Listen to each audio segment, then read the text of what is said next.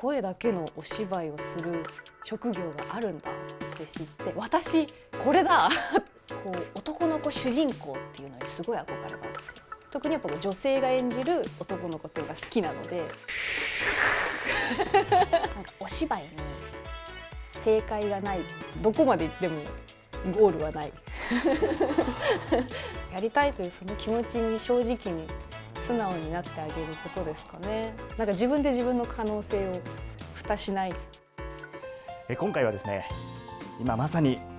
飛ぶ鳥を落とす勢いの、いやー緊張しますね。こちらの声優さんにお越しいただきました。お願いいたしますどうも自己紹介をお願いいたします声優のりんです。よろしくお願いします。漫才師のように登場していただきましたりんさんでございます。すいません、本当にありがとうございます。本物だ、いつも見てます。ありがとうござい嬉しい。すみません、大変恐縮なんですけど、はい、こちらタイトルコールを皆さんにお願いしてよろしいですか。もちろん。よろしくお願いいたします。はい、それでは参ります。伊藤亮の声優一刀両断。すいません。ありがとうございます。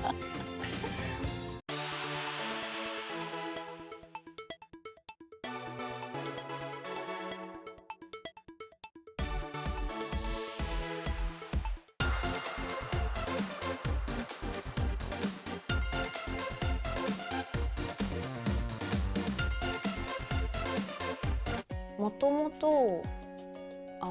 お芝居というか表現することが好きだったというか、ごっこ遊びの延長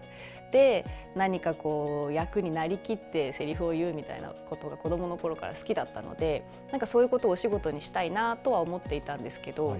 でもなんか自分がこう表に出てなんか女優さんとかっていうのもなんか違うなって自分の中で思っていた時に、名探偵コナンとイニヤシャが私大好きだったんですけど、どちらにもこう山口勝平さんという声優さんが出てらっしゃって、その勝平さんの声が大好きで、そこからその声優というものに興味を持って、声だけのお芝居をする職業があるんだって知って、私これだって思って、そこからもう一直線で目指してきたって感じですね。勝平さんに伝えました、そのこと。伝えました。どういう反応されてました？お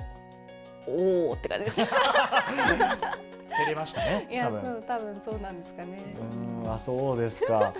どういった行動にこう移していったんですか？高校に入ってから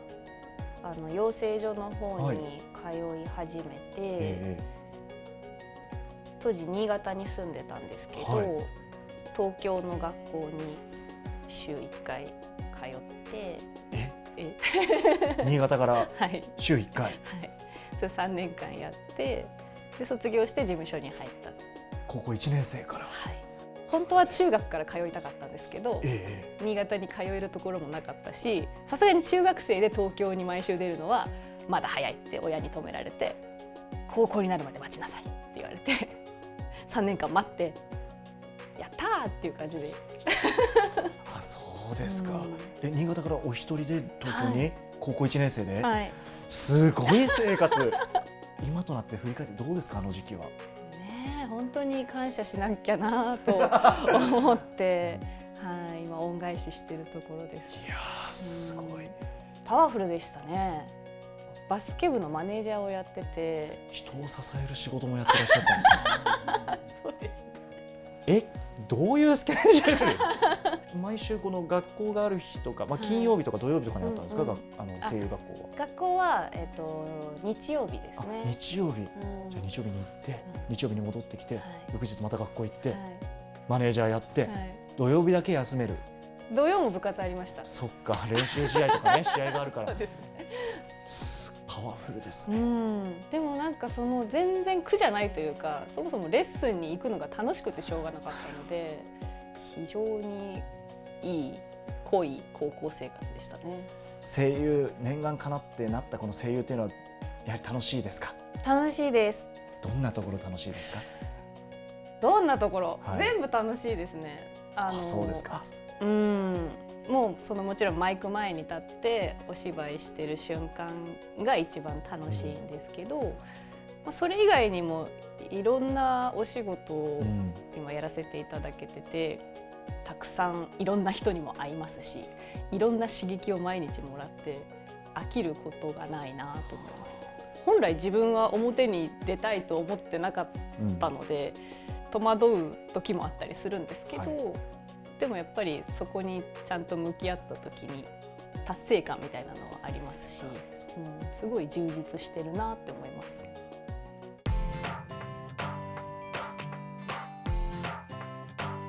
アニメを見て声優さんになりたいと思ったので、アニメに出たかったんですけど、最初事務所に入ってからまず全然アニメのオーディションを受けさせてもらえなかったのと、吹き替えの現場にたくさん行かせていただいてて、本当にやりたいのはこっちじゃないんだけどなって思ってた時期もありました。で、後輩がどんどんアニメで主役やったりとかってしてるのを見てて、あーって悔しい思いをした時期もあったんですけど、でも今となってはその吹き替えの現場で本当に大御所の皆様からいろいろ学ばせていただいたことが生きているので、本当にその時期はあってよかったなって思ってるんですけど、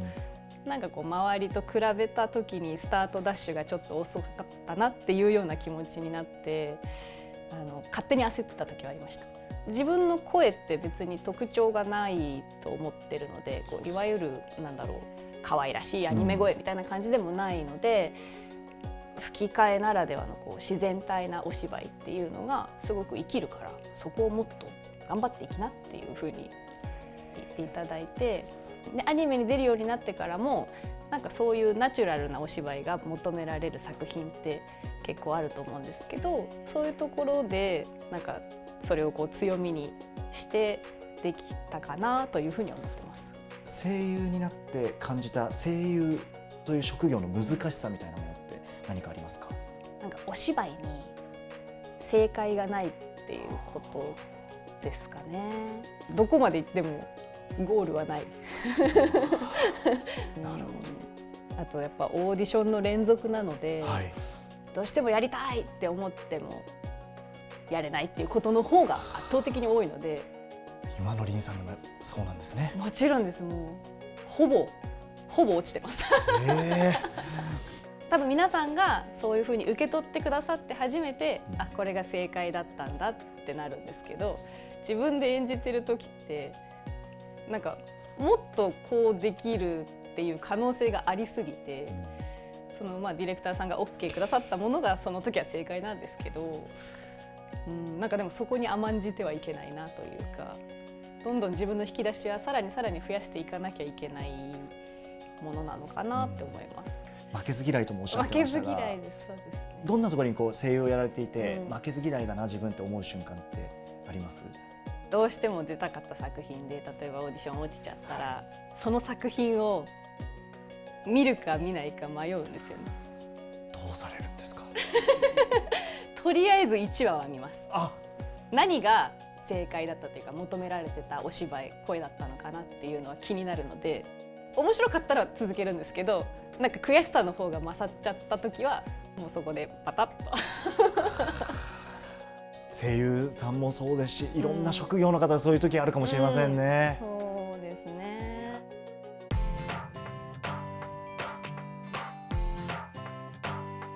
キャラクター個性が際立っている作品も多く出られてますよね。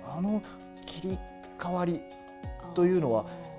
リーさんの中で意識されたこととかってありますか？キャラ絵を見て、設定を見ると、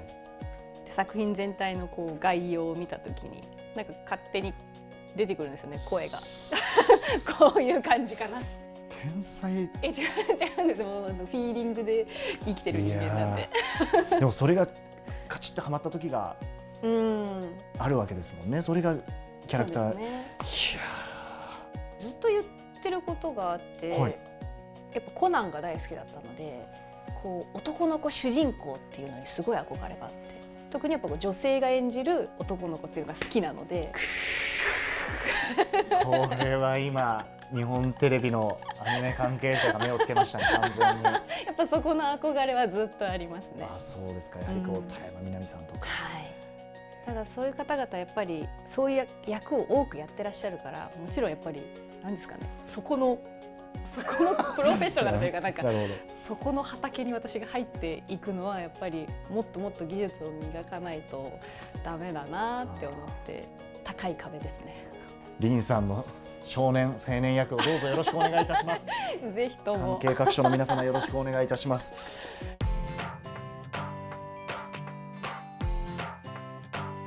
お休みの時とかって何されることが多いですか？競馬してます。それはそうだ。私ももうそのイメージです。そうですか。ね、番組もね、はい、レギュラーで出演されてますもんね。そうですね。いやー、もうイメージがつきましたね。なんか本当に趣味がありがたいことにお仕事にもつながっていて、それも含めて刺激になってるわけですよね。よね。そうなんですよ。それで馬娘やってるわけですもんね。はい。どういう気持ちなんですか？まあなんか、そこは別ですかね。あ、そうですか。私は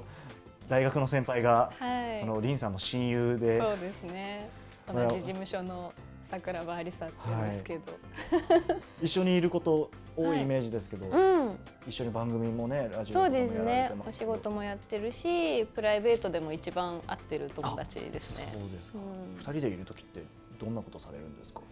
なんかまず美味しいものを食べに行くのがベースなんですよ。何食べ行きたいから始まるので。あ、そうなんですね。はい。でそのじゃあ近くのここのお店行こうとか。ちなみに最近は何食べに行こうで？明日牡蠣行きます。好きそう、桜庭さん。苦楽を共に共有できるような仲間がいるっていうのはいかがですか？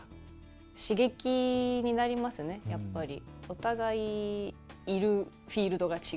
うので、なんかそれぞれのこう話を聞きながら相乗効果でこう高め合っていけたらいいなって思ってますね。番組とか聞いてても、普通にプライベートみたいなテンションでお話しされてるから、やっぱり現場楽しいですか？楽しすぎちゃってちょっと大丈夫かなって不安になる時あります。私たちだけ楽しんじゃってて大丈夫かなって思う時ありますけど。なんかもうそういう今のね、声優としての林さんを支えるお仲間の存在っていうのもすごくあるんだろうなっていうのを感じますが、なんか難しいですけどね。なんかこの業界にいると。あ、そうですか。どんなところが？まずやっぱりライバルじゃないですか。はい。一つの役を奪い合うっていうところもあったりするので、悔しいって思う時もあれば、でもこの子だったら納得って思う時もあったりして、でそれが友達だったりするとすごい複雑な気持ちなんですけど、まあでもなんかそれも含めて全部楽しくやってます。なるほど。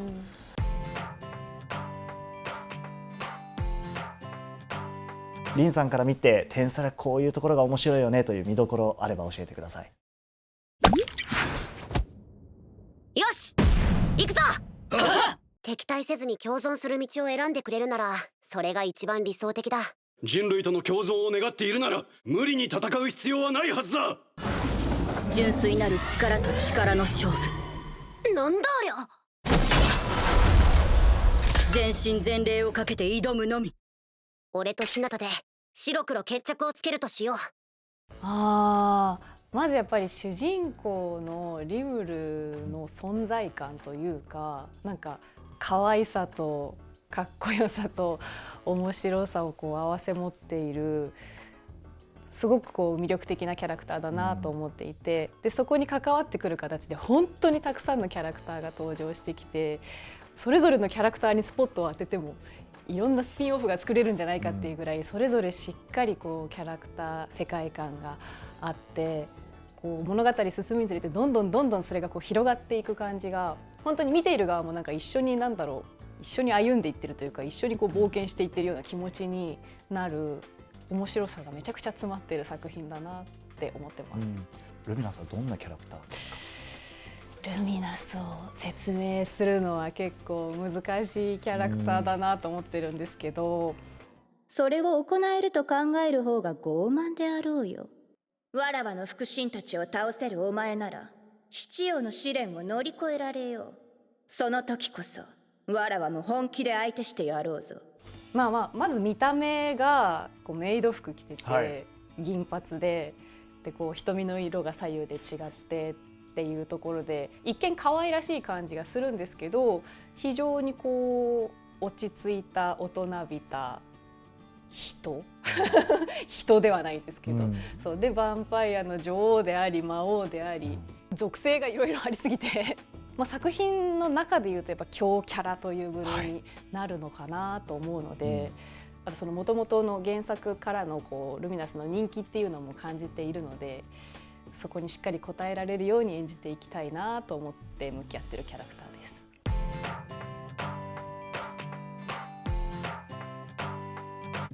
ありがたいなというか、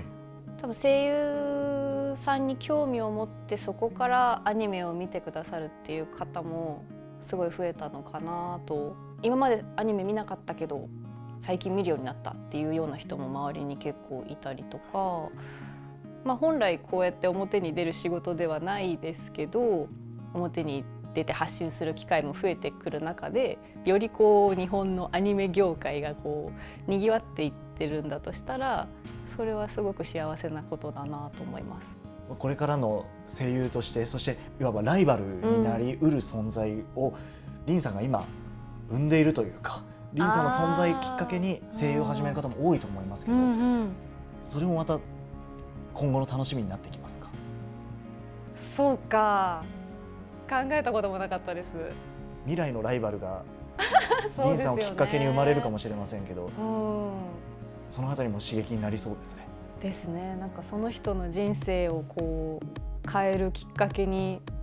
なったんだとしたら、そんな幸せなことないですもんね。それ言われたらどういう反応するんだろうって自分でちょっと思っちゃいました。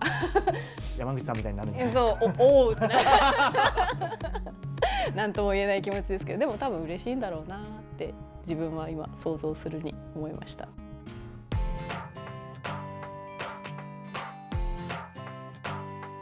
夢に向かってひたすら走ってきたリンさんが夢を目指す人たちにメッセージ、アドバイスを送るとしたらどんなことを伝えますか？とにかくやってみた方がいいと私は思ってて、何かこう理由をつけて言い訳して諦めるんではなくて、一度少しでも興味を持ったんだったらとりあえず突き進んで、突き進み続けたら多分何かの形にはなるのかなと思います。自分のなんかこの気持ちの強さというか、やりたいというその気持ちに正直に素直になってあげることですかね。なんか自分で自分の可能性を蓋しない。なるほど。どうしても何かね、できない言い訳を考えてしまうことが多いと思うんですけど、やはりそれダメ。ダメ。なんかもったいないなと思うので、やっぱり一度きりの人生なので後悔しないように、自分でやめない。もしそれでなれなかったとしても、そこに至るまで頑張った自分っていうのは褒めてあげられると思うので、なんかそこも含めてこう楽しみながらがむしゃらになれたらいいですよね。多分これを見たまた未来のリンさんのライバルたちが夢を目指して頑張ってくれると思います。すみません、長い時間インタビューさせていただきました。ありがとうございました。以上になります。